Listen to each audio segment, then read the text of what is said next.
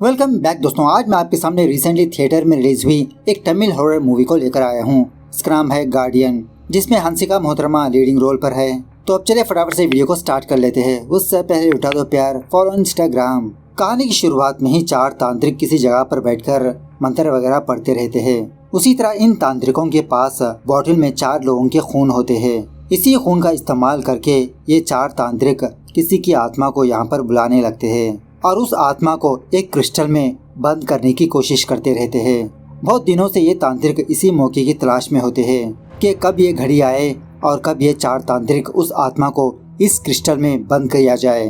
थोड़ी देर के बाद ये एक आत्मा इन तांत्रिकों के पास आने पर ये तांत्रिक उस आत्मा को उस क्रिस्टल स्टोर में कैद कर लेते हैं। बड़ा वाला तांत्रिक बाकी लोगों से कहने लगता है कि जो कोई भी बंदा इस क्रिस्टल के ऊपर अपना खून गिराता है तब ये आत्मा दोबारा जाग उठेगी और उस बंदे के सारे मुश्किलात हल होने लगेंगे। लेकिन गलती से भी अगर ये क्रिस्टल टूट गया तो जान को खतरा हो सकता है। खैर दूसरे सीन में मूवी की हीरोइन को दिखाया जाता है हंसिका, जिसका नाम होता है अपर्णा। लेकिन बात यह है कि अपर्णा बचपन से ही अनलकी होती है। जब भी ये भगवान के पास जाकर प्रार्थना करती वहाँ का दिया बुझ जाता है।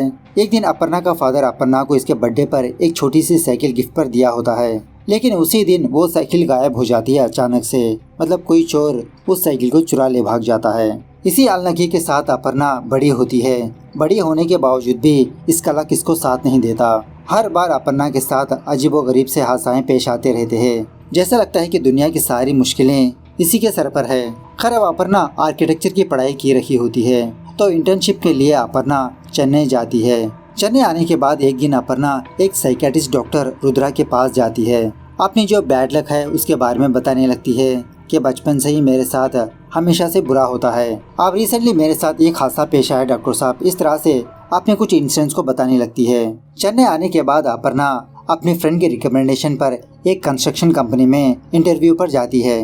लेकिन इंटरव्यू के दौरान वो एक भी सवालों का जवाब नहीं दे पाती। बहुत नर्वस फील होने लगती है, कंफ्यूज हो जाती है, जिसकी वजह से कंपनी वाले अपर्णा को रिजेक्ट कर देते हैं। अपर्णा बाहर आने के बाद अपने फ्रेंड को कॉल करके ही बात बताने लगती है तो इसकी फ्रेंड अपर्णा को बहुत डांटने लगती है कि ढंग से तुम 2 सवालों को जवाब नहीं दे पाई। डॉक्टर रुद्रा अपर्णा से कहने लगता है, अरे ये तो नॉर्मल सी बात है। एक्चुअली हर किसी के साथ कभी न कभी अनलकी चीजें होती ही रहती है, लेकिन तुम्हारे मामले में कुछ ज्यादा है, बस इसमें कोई प्रॉब्लम नहीं है।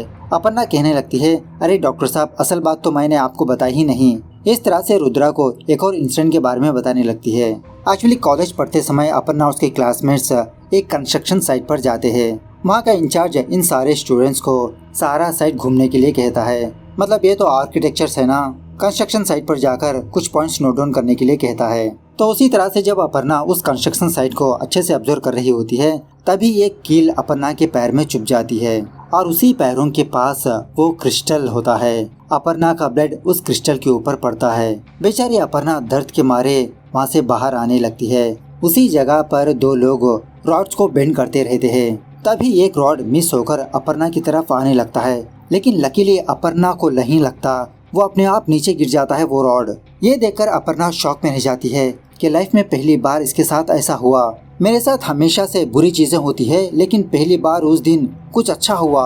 डॉक्टर रुद्रा कहने लगता है, अरे वो कोई इत्तेफाक की बात होगी बस। तो अपर्णा एक और इंसिडेंट के बारे में रुद्रा को बताने लगती है कि रिसेंटली इसने एक जॉब इंटरव्यू पर गई थी ना, तो लकीली वो कंपनी अपर्णा को सेलेक्ट कर लेते हैं। यह देखकर अपर्णा शॉक में रह जाती है। खैर अब अपर्णा जिस कंपनी में काम करती है उसी कंपनी में तंगादुराई नाम का एक बंदा रहता है। एज ए प्यून की तरह काम करते रहता है। एक्चुअली तंगादुराई पहले रउडी था, लेकिन रउडी होने की वजह से इसकी शादी नहीं हो रही होती, इसीलिए तंगादुराई इस कंपनी में ज्वाइन होता है एज ए प्यून की तरह। तंगादुराई के मामा का नाम होता है टकला राजेंद्रन। जब ये दोनों छोटे मोटे सेटलमेंट्स करते रहते हैं, एक दिन अपर्णा की माँ अपर्णा को कॉल करके इसकी शादी के बारे में पूछने लगती है कि तुम शादी कब करोगी, तुमने कहा था कि जॉब आने के बाद तुम शादी करोगी। इस तरह से अपर्णा को तंग करती रहती है, लेकिन अपर्णा हर बार की तरह टालती रहती है कि अभी नहीं तभी नहीं। इसी ऑफिस में इंदुमती नाम की एक प्रोजेक्ट मैनेजर होती है जो बहुत ही खड़ूस किस्म की बंदी होती है। अपर्णा को फोन में बात करता हुआ देख अपर्णा को डांटने लगती है कि कोई भी काम करते समय फोन में बात नहीं करेगा। खैर अब अपर्णा और उसकी फ्रेंड ने एक छोटे से प्रोजेक्ट को किया होता है। इंदुमती इस प्रोजेक्ट को लेकर एमडी के पास जाती है तो एमडी अपर्णा और उसकी फ्रेंड को साइट पर जाकर काम करने के लिए कहता है। मतलब इन दोनों के प्रोजेक्ट को अप्रूव कर देता है। साइट पर जाने के बाद एक बंदे का इंट्रोडक्शन होता है जिसका नाम होता है प्रभा। प्रभा अपर्णा को देखते ही फ्लैट हो जाता है।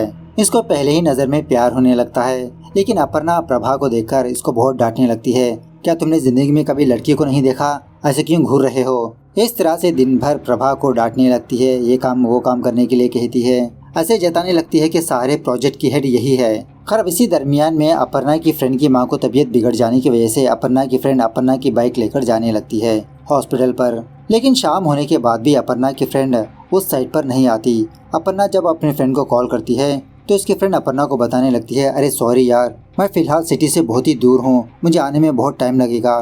तुम एक काम करो, कैब बुक करके वापस घर चली जाओ, हम कल मुलाकात करते हैं। तो अपर्णा उसी तरह से कैब को बुक करने की कोशिश करने लगती है, लेकिन कोई भी कैब वाला ऑटो वाला उस टाइम पर वहाँ पर नहीं जाना चाहता। सारे कैब से रिजेक्ट हो जाते हैं। तो वो प्रभा अपर्णा के आगे आता है, गाड़ी में बैठने के लिए कहता है, उसको ड्रॉप कर देगा। तो अपर्णा उसी तरह से प्रभा की बाइक में बैठ जाती है। एक्चुअली यहाँ पर बात यह है कि अपर्णा और प्रभा ये दोनों क्लासमेट्स होते हैं। कॉलेज टाइम से ही एक दूसरे से बहुत प्यार करते थे, लेकिन अपर्णा को ये पसंद नहीं होता कि प्रभा सिगरेट पिए। इसके बावजूद भी प्रभा सिगरेट पीते रहता है। इसी बात को लेकर अपर्णा और प्रभा के बीच झगड़ा होने लगता है और फाइनली इन दोनों का ब्रेकअप भी हो जाता है। प्रेजेंट डे पर बाइक में जाते समय अपर्णा प्रभा से पूछने लगती है कि ब्रेकअप होने के बाद तुमने एक बार भी मुझे कॉल नहीं किया। प्रभा अपर्णा से यही कहने लगता है कि मैंने यही सोचा कि मैं तुम्हारे लिए सही नहीं हूँ, इसलिए मैंने तुमको दोबारा तंग नहीं किया। तो बातों में दोबारा इन दोनों के बीच अच्छी खासी अंडरस्टैंडिंग होती है। दोबारा ये दोनों रिलेशनशिप में आते हैं। इन दोनों को एक साथ देखकर अपर्णा की फ्रेंड शॉक में रह जाती है कि दोबारा इन दोनों के बीच पैचअप हो गया। खैर साइट पर काम खत्म होने के बाद अपर्णा की फ्रेंड को अर्जेंटली कुछ काम होता है। वो प्रभा की बाइक में बैठने लगती है कि फटाफट से मुझे वहाँ पर ड्रॉप कर दो ना प्रभा।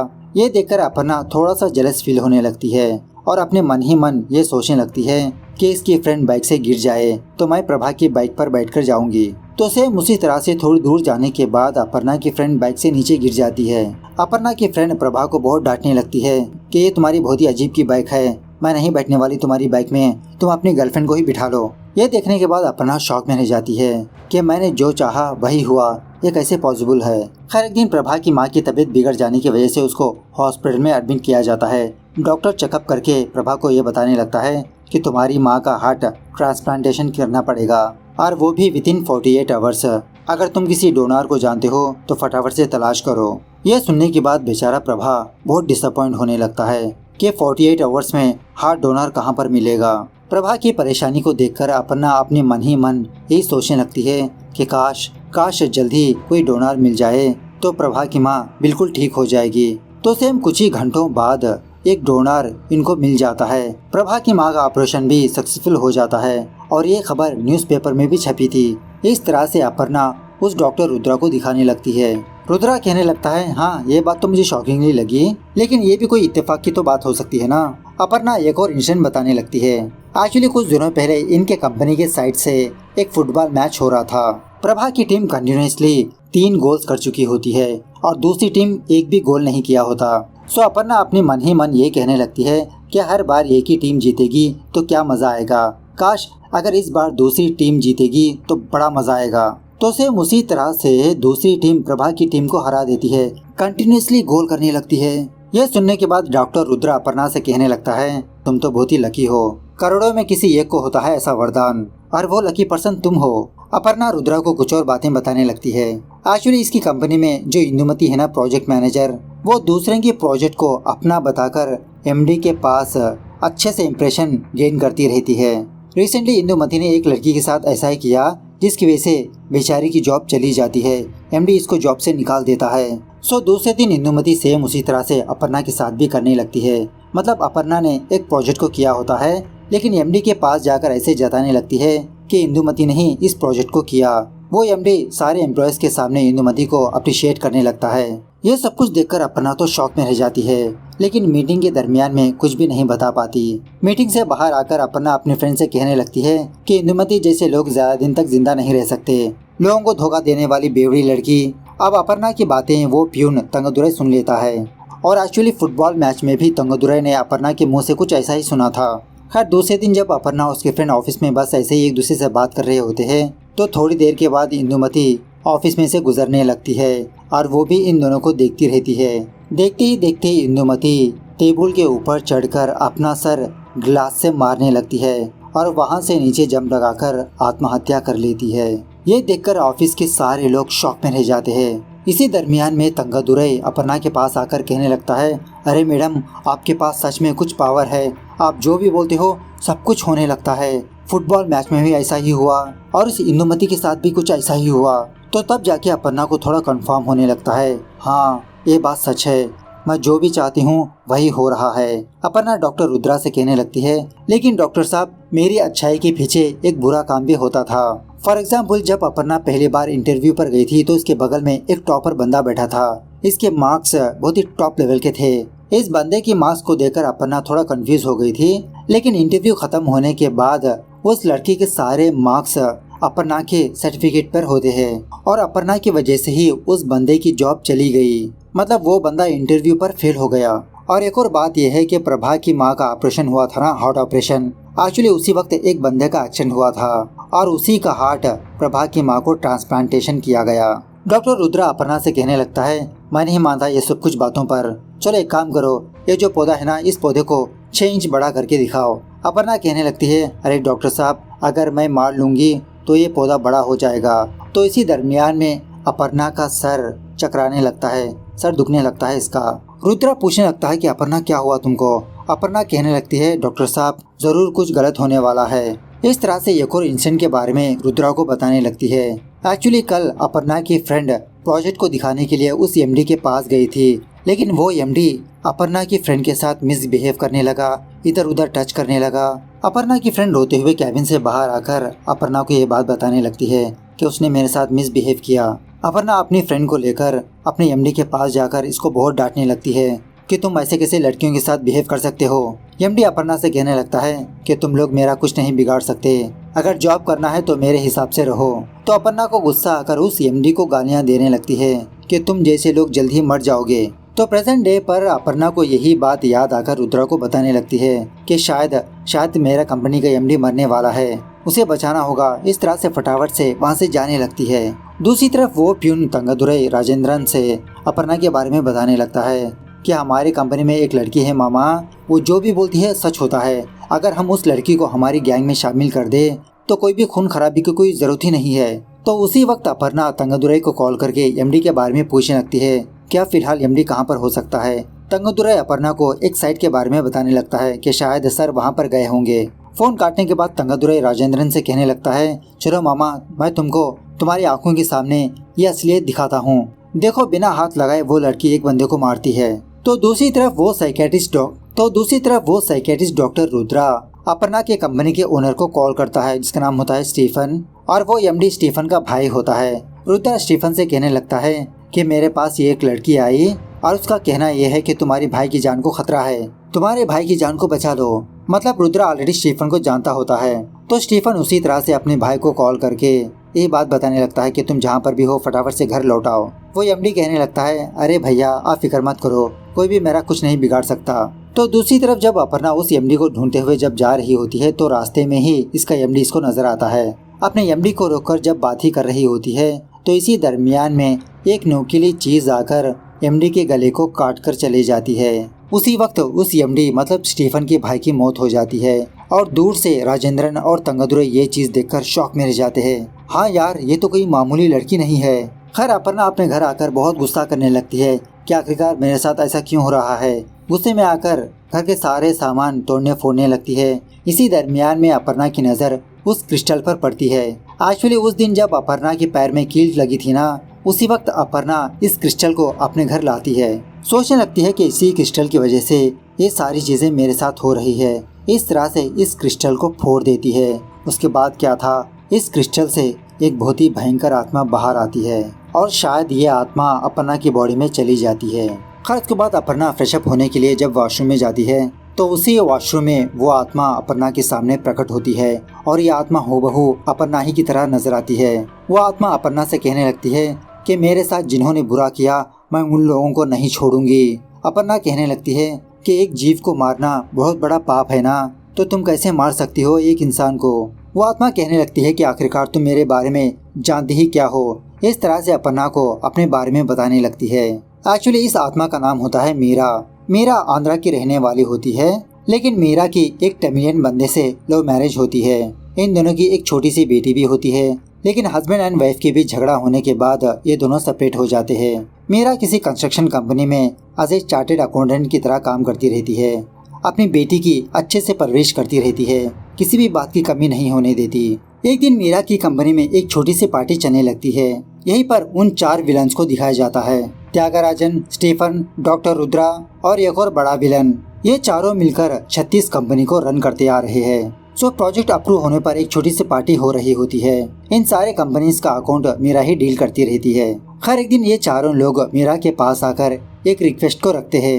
एक्चुअली ये चारों लोग एक फेक कंपनी के नाम पर फॉरेन से पैसे मंगवाना चाहते हैं। इसके रिलेटेड कुछ अकाउंट्स को लिखने के लिए कहते हैं, लेक्चर प्रिपेयर करने के लिए कहते हैं। ये सुनने के बाद मीरा इन चारों को टोटली मना करने लगती है कि ऐसे फ्रॉड काम्स मैं बिल्कुल भी नहीं करती, प्लीज मुझे माफ कर दीजिए। इस तरह से फाइनली मीरा उस जॉब को छोड़ देती है, दूसरी कंपनीज में जॉब ट्राई करने लगती है, लेकिन कहीं पर भी इसको जॉब नहीं मिलती। मतलब उन चारों ने मीरा के साथ ऐसा किया होता है कि मीरा दूसरी कंपनी में जॉब नहीं कर पाएगी।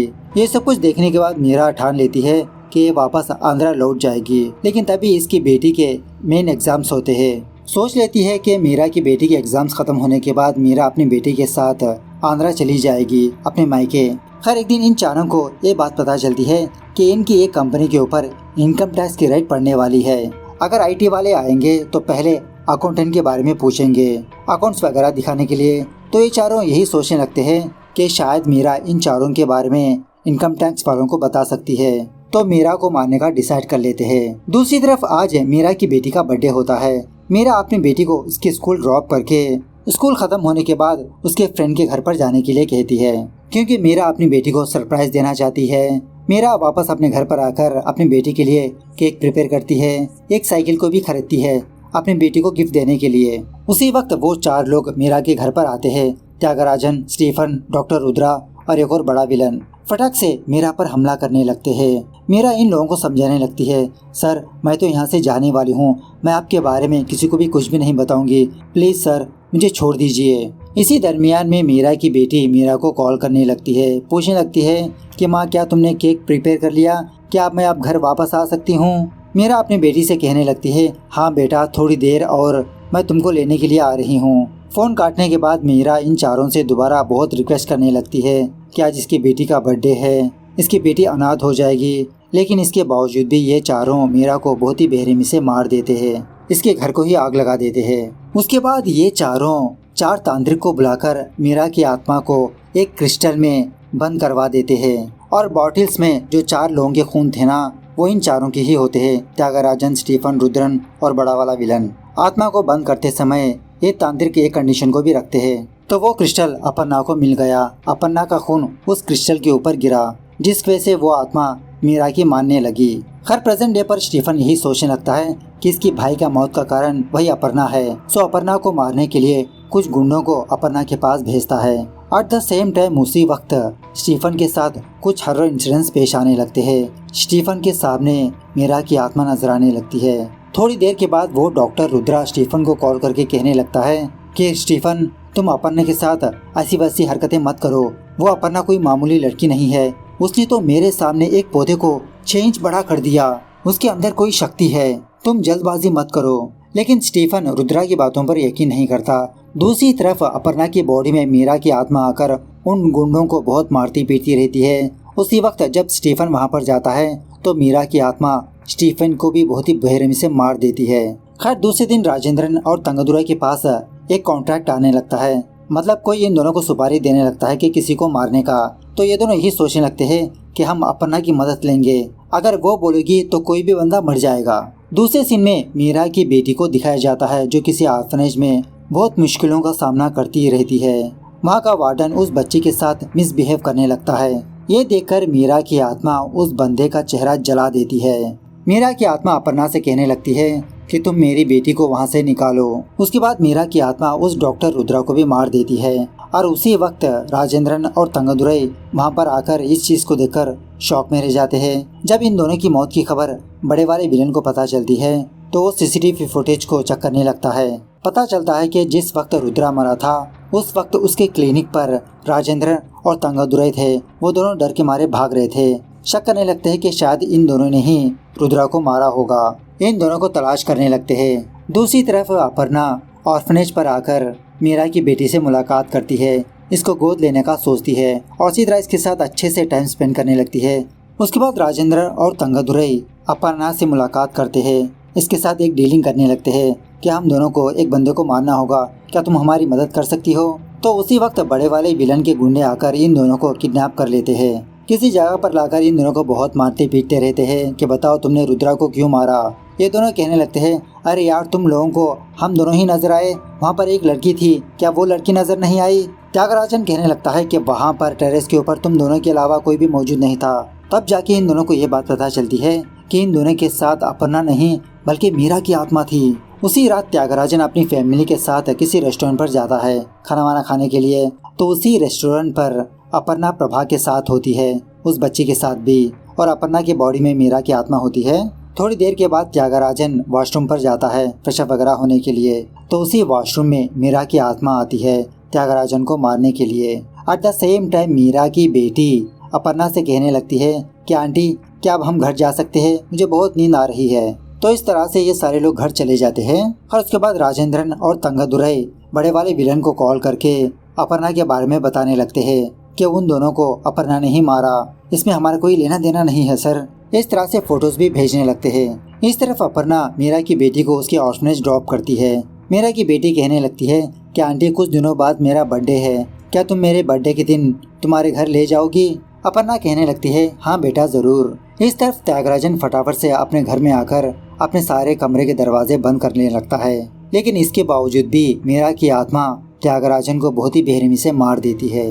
ये जानने के बाद बड़ा वाला विलन एक तांत्रिक को अपने पास बुलाता है और ये तांत्रिक मीरा की बेटी को अपने कब्जे में लेकर मीरा की आत्मा को यहाँ पर बुलाने लगता है। तो अब मीरा की आत्मा तो अपर्णा की बॉडी में होती है ना। अपर्णा यहाँ पर आती है, मीरा की बेटी को छोड़ने के लिए कहती है। वो लोग उस बच्ची को मारने की धमकी देने पर फाइनली मीरा की आत्मा अपर्णा की बॉडी से निकल जाती है। वो तांत्रिक मीरा की आत्मा को किसी डिब्बे में कैद कर लेता है। जब अपर्णा इन लोगों का सामना करने की कोशिश करने लगती है तो बड़ा वाला विलन अपर्णा को मारकर जिंदा गड्ढे में डालकर दफना देता है, मतलब अपर्णा को भी मार देता है। उसके बाद वो विलन वापस अपने घर पर आकर जब फ्रेशअप वगैरह हो रहा होता है तो उसी वॉशरूम में इसको अपर्णा नजर आती है। ये तो शॉक में रह जाता है, तुम तो मर चुकी हो ना। एक्चुअली बात यह है कि जब उस तांत्रिक ने मीरा की आत्मा को कैद किया था तो उस तांत्रिक को मीरा की आत्मा पर रहम आने लगता है कि वो आत्मा तो अपनी बेटी के लिए ही बदला ले रही है। इस तरह से रिलीज कर देता है। उसके बाद मीरा की आत्मा दोबारा अपर्णा की बॉडी में आकर इसको मरने से बचा लेती है और प्रेजेंट पर इस बड़े वाले विलन के पास आकर इसको मार देती है। फाइनली अपर्णा मीरा की बेटी को गोद लेती है। इस तरह से ये मूवी यहाँ पर दी एंड होती है। तो मूवी कैसे लगी कमेंट करके बताना जरूर। मिलते हैं अगली वीडियो में, तब तक take care, bye bye, see you soon.